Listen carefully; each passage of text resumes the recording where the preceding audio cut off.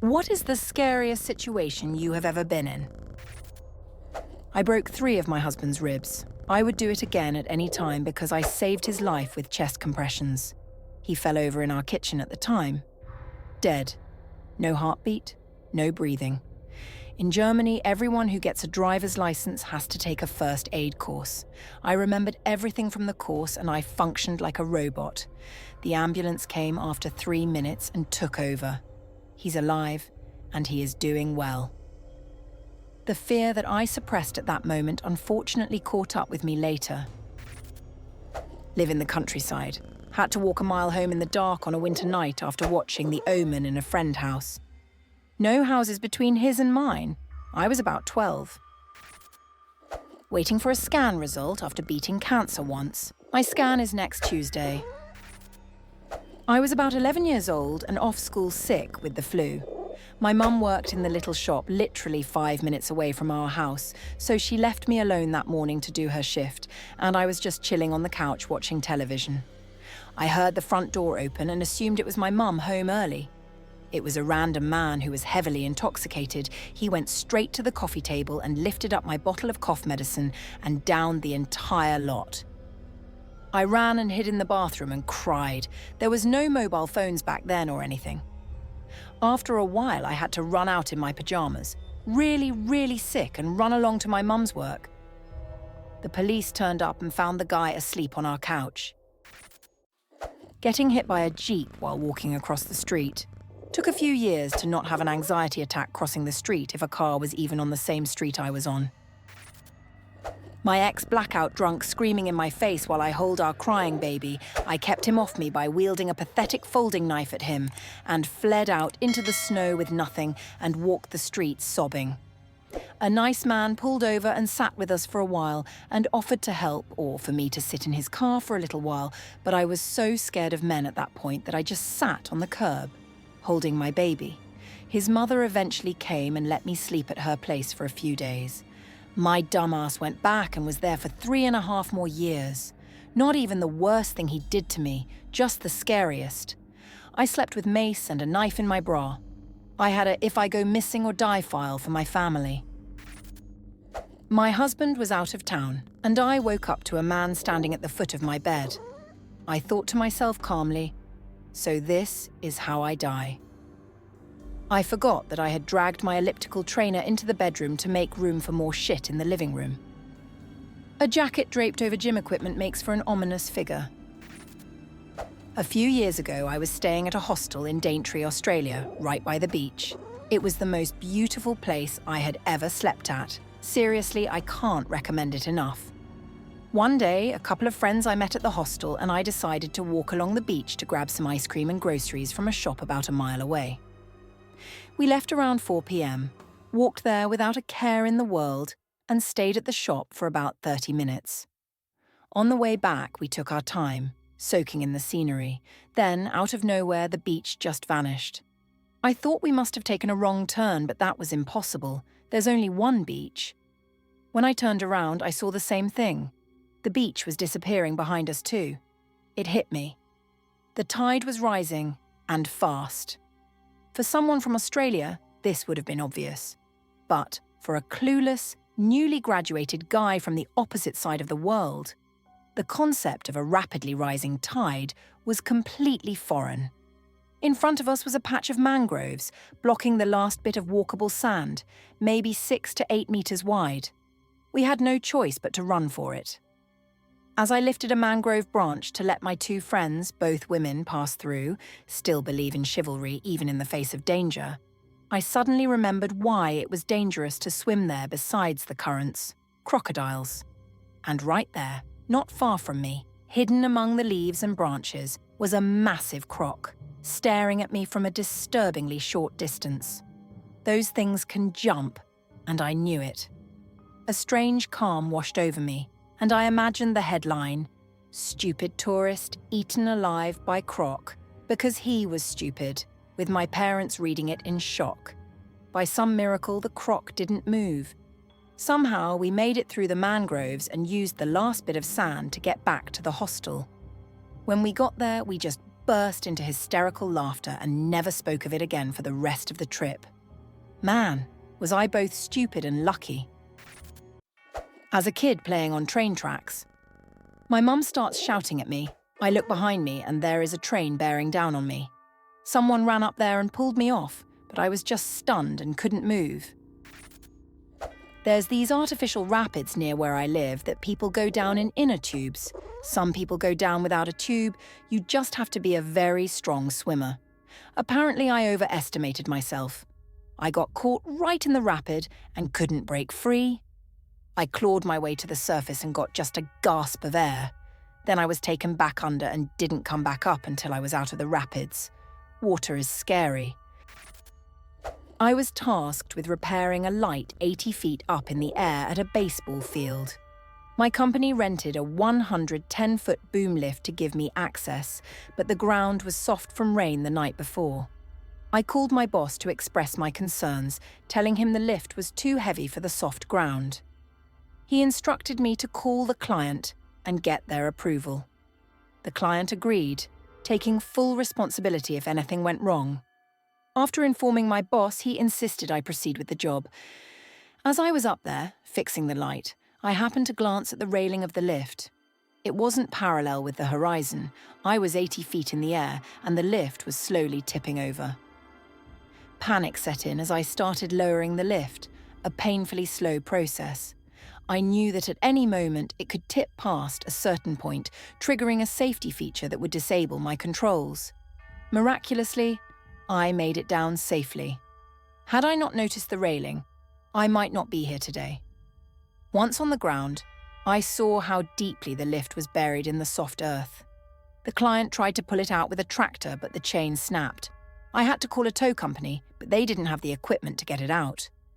After waiting for hours, another tow company arrived and had to bury anchors in the nearby asphalt just to pull the lift out. Total work hours that day, 16. Total near-death experiences, 1. Attention to detail saved my life. Last December, I was driving home when suddenly I started having tunnel vision and felt like my chest was empty, and I pushed the ECG button on my Apple Watch. I pulled over and asked my wife to drive me to the fire station.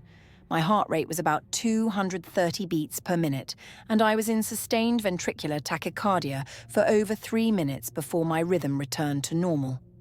I didn't lose consciousness, but I felt like I was standing on the edge of oblivion. Ended up with a pacemaker and no explanation why I'm still alive. Fucking scary. A guy flipped out on me and my dad at the checkout line in a grocery store. I was asking my dad if we forgot anything, and the guy in front of us flipped out on us. I guess he thought we said something to him. Anyway, he storms out swearing at us. We just brush it off. He was waiting outside for us in his Dodge Challenger and tried to run us over twice. We just barely managed to get back inside the store. We beg the employees to call police. They tell us it's not our responsibility. If someone was trying to kill you, then you call the cops. We haven't been back to that store since. I lost control of my motorcycle while going 80 miles per hour. In that split second, time seemed to stretch out, everything moving in slow motion as I parted ways with the bike. I could feel every moment, every sensation, as if my brain was processing 1,000 thoughts at once. It was the most terrifying few seconds of my life, yet it felt like an eternity. I was in a car accident with my dad once. Actually, I've been in like 4 with him. But we were waiting at a red light when it finally turned green. We started to go forward, and out of the corner of my eye, I saw a van coming from the right that looked like it was going too fast to stop at its red light. I shouted, "Oh my God," because there was really nothing else I could do as a passenger, and my dad slammed on the brakes, making us run into the side of the van. It still kind of shakes both of us, because if I hadn't called out, my dad wouldn't have braked, and I would have been hit, instead of us hitting the van that was going 45 miles per hour. My ex used to beat me up. This one time, he was coked out, threw me in his car, and proceeded to race, zipping in between cars, swerving all over the road to the middle of nowhere, where he then beat my face off the dashboard till my nose and tongue, where bleeding forced me to do coke, and told me he was going to kill me and leave my body in the woods. This was about a year and a half ago, and I still remember it clear as day and have the occasional nightmare. When I was 11, the house across the street from me caught fire. It was a fast-moving electrical fire. The boy who lived there was 14 and he had a 9-year-old sister. All of our parents worked full-time, so we were latchkey kids. This was the early 1990s. Anyway, the boy came hauling ass down the street screaming for any adult to come out and help because his house was on fire and he thought his little sister was in there. I was the only one who heard him, so I grabbed his hand and ran into my house and called 911. He wanted to run into the burning house to find his sister, and I knew he would die if he did. I was a scrawny, spindly little girl, 5 feet 6 inches, and maybe 75 pounds, and he played defence on the football team at 5 feet 8 inches and probably 150 to 170. He was panicking and sobbing and thrashing around, but somehow I found the strength to physically hold him back until my little sister could run down the street to find an actual adult. I guess it was adrenaline or something. All I knew was that the only thing standing between that kid and a horrible death was me. The good news is that his sister wasn't in the house after all. She'd gone to a friend's house without telling him. But for about 15 minutes, we were sure she was in there burning, and I had to stop him from burning with her. I've been in other scary situations since then, but because of how young we were, that one stands out. When I was very young, my uncle and I were strolling through the mall when we suddenly heard a deafening boom. It was so loud that it shook the ground beneath us. Panic set in as people started screaming and running in every direction. My uncle grabbed my hand and we quickly tried to find a way out. It turned out that someone had bombed the mall that day. The fear I felt in that moment was indescribable. I'll never forget the sheer terror that gripped me as we fled the scene, not knowing if another explosion might follow. My first husband nearly ended my life. We got into a heated argument that escalated beyond control. In a fit of rage, he stabbed me 11 times. I was in sheer panic, fighting for my life, and in the chaos, I somehow managed to shoot him. The terror I felt in that moment was overwhelming. I truly believed I wouldn't make it out alive. Thankfully, he was arrested and sent to prison for a long time, but the fear and trauma of that night still haunt me. I've been in a car accident where we flipped over several times and landed upside down. I've been in a house fire. I've gotten alcohol poisoning. I've had a gun pulled on me, and about a year ago, I did way too much cocaine one night, to the point where I actually thought I was going to die. But none of that compares to the morning that my girlfriend called me and told me that she thought she was pregnant. I got caught on a cliff top while snowboarding, 50-meter fall down onto rocks. No way of undoing my binding or climbing up to safety. I was stuck until 6 p.m, where I got airlifted out by helicopter after being stuck for 3 hours. First time I have truly feared for my life. I didn't know it in the moment, but I definitely almost drowned once. I wasn't wearing my glasses and I must have gotten caught in a current because I was trying to swim to shore, but I wasn't making any progress. I was a good swimmer, but it was getting dark, and I already couldn't see well without my glasses. I got tired and just started floating on my back, thinking, WTF do I do? But I wasn't really scared. Then a random dude on a jet ski saw me and gave me a ride back to the beach house. He almost certainly saved my life, but I didn't even realize how bad it was until years later. I was 18, and this was at a high school graduation party. Another time that I was very scared in the moment was when my ex-husband had some kind of psychosis and threatened to kill me with a knife, then put the knife down and grabbed his mom's giant marble urn and held it over my head, saying he was going to bash my face in. Then he calmed down and asked me to hold his hand while he fell asleep. I did, and cried the whole time. Then, when I was sure he was asleep, I took my dog and GTFO. Toss up between waking up needing to pee while camping, then realizing that there was a bear outside of our trailer when going to get my dad to take me to the bathroom. Still had to pee. We had up wait for the bear. Thankfully a black bear, but I was 8. To wander off, then walk out into the night to go to the bathrooms, knowing a bear was wandering around. And the time I was in a grocery store and armed robbers came in and held up the place. I also happened to be with my dad that time. We had to hide with a bunch of other people back in the storeroom behind the butcher's counter. Back in 2015, while flying to San Diego for a high school trip, our plane was struck by lightning. The sound was deafening, and the entire plane shook violently. I remember the intense fear that gripped everyone on board, and my ears were ringing for hours afterward. It was a terrifying experience that I'll never forget. We are going to need a lot of context for this one. When I was in 7th grade, I went to a new school, so I didn't know anyone. I saw this kid alone and he was disabled, or at least I thought he was. The thing is, I started talking to him and getting other people to do so, mostly my brother. Since I didn't have many friends, at first he seemed like a quirky, nerdy kid. I have been calling him a kid, but honestly, he looked like an adult. But as I got to know him better, I realized why he was alone. The fact is that he harassed every girl and told them he liked them. Not even teachers or little kids would be safe. I heard him talking about how a 3rd grader was hot.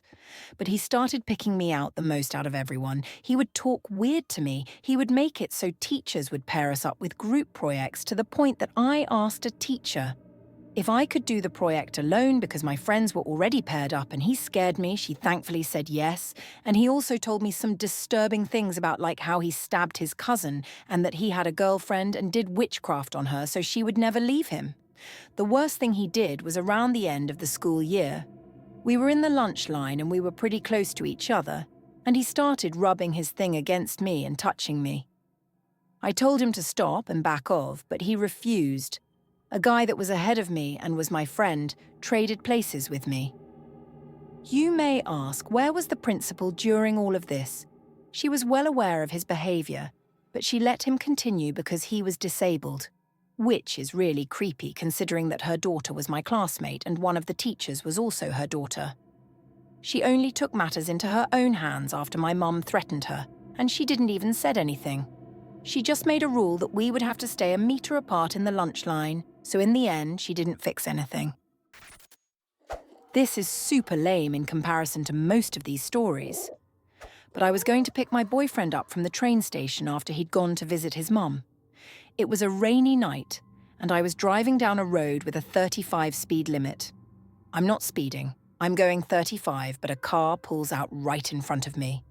I had to slam on my brakes and hydroplaned a little, but was able to avoid the car. But I swear, I thought I was going to die. When I got to the train station and my boyfriend gets in the car, he says, "Hey, I missed you." And I just absolutely burst into tears. I couldn't get it together the whole drive home. Later, my boyfriend said he thought I had cheated or something, LOL. Nope, just pure adrenaline crash. I was on a plane that caught fire while we were flying over the Gulf of Mexico, about an hour from land. The fear was paralyzing as we sat there, trying to stay calm, knowing help was far away. Even years later, the experience left me with a deep fear of flying. I found myself hanging off the side of a 3-story IKEA parking lot. It was a moment of pure terror, realizing how close I was to falling. My heart was pounding as I desperately tried to pull myself back up. That experience left me shaken, and I still get chills thinking about it. Nearly got into a head-on collision because some dude decided to text and drive. My heart stopped for a second. Was involved in an approximately 8-car wreck at the tip of Florida on the way to Key West. 2 cars smashed together right in front of me, and the car I was in managed to squeak through as they parted without much damage other than flying debris and glass. Cars were on fire, 1 car had the front ripped right off and a dead person in the car. Bloody kids stumbled out of one SUV and all the other occupants were dead. It was absolutely insane. I asked my dad to look after my cat when I went away on Monday. However, he ended up entering my house on the wrong Monday while I was still half asleep. I woke up to the sound of someone moving around in my home, and for a moment, I was paralyzed with fear, thinking it was an intruder. When I finally realized it was my dad, the relief was overwhelming, but the initial terror I felt was intense. It's funny now, but at that moment it was absolutely terrifying. I dropped my car keys and couldn't find them. It got dark. While I was looking for them, a man pulled up to me and flashed a gun. I was running for my life from a man in a blacked-out car. When the police showed up, they asked me if I was high. Thanks for watching. Like, subscribe, and share your scariest story in the comments. See you next time.